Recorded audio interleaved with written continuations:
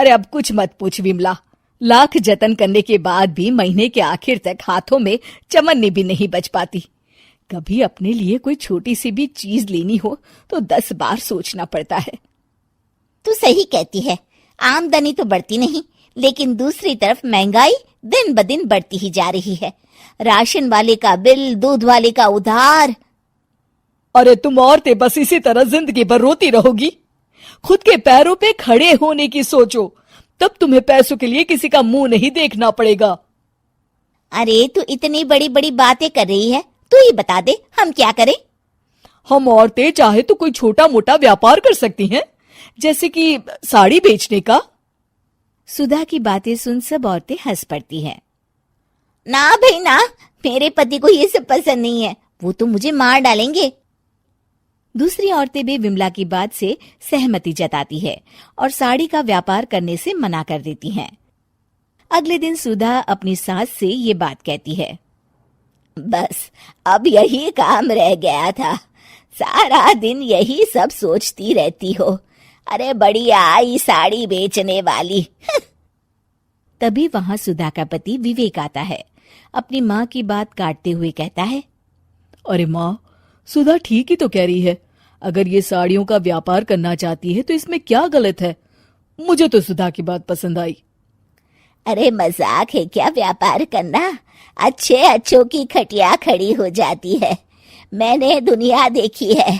बेटा तुम लोग ज्यादा हवा में मत उड़ो, और फिर साड़ियाँ खरीदने के लिए पैसे कहाँ से लाएगा?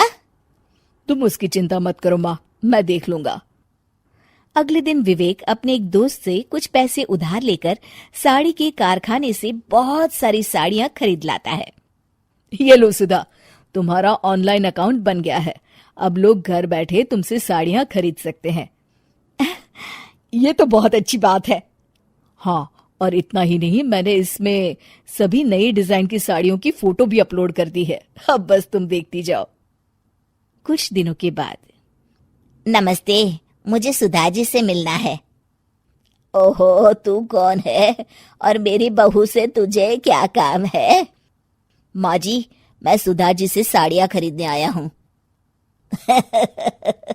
अरे बड़ा बेवकूफ है तू, इतना बड़ा मीना बाजार छोड़कर यहाँ साड़ी खरीदने आया है।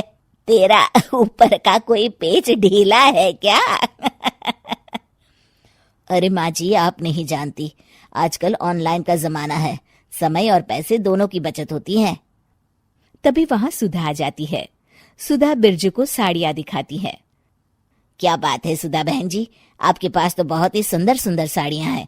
एक काम करिए, ये वाली दे दीजिए और ये वाली भी।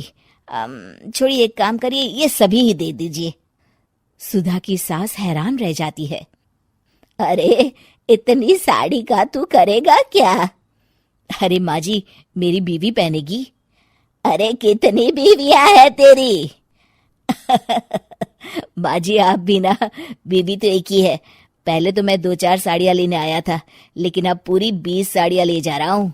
ये लीजिए सुधा बहन जी, आपके पैसे, चलता हूँ। धीरे धीरे सुधा के द्वारा घर में खोली गई छोटी सी दुकान चल पड़ती है और देखते ही देखते सुधा के घर ग्राहकों की लाइन लग जाती है। पैसों की आमदनी देख सुधा की सास की आंखें फटी की फटी रह जाती है। जा बहू, अब तू थोड़ा आराम कर ले, इन लोगों को मैं साड़ियाँ दिखा देती हूँ। माँ जी आप? अरे हाँ हाँ, अब जा भी। इस तरह सुधा की सास भी उसके कारोबार में हाथ बटाने लगती है। देखो सुधा, तुम्हारा व्यापार तो चल पड़ा। पिछले कुछ महीनों में इतनी कमाई हुई है कि तुम्हें यकीन नहीं होगा। सच? हाँ, और तुम्हें पता है माँ, दोस्त से लिया हुआ उधार भी चुकता करके अच्छे खासे पैसों की बचत भी हो गई है।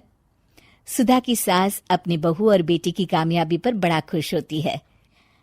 बहू की तरक्की देख के मैं बहुत खुश हूँ बेटा।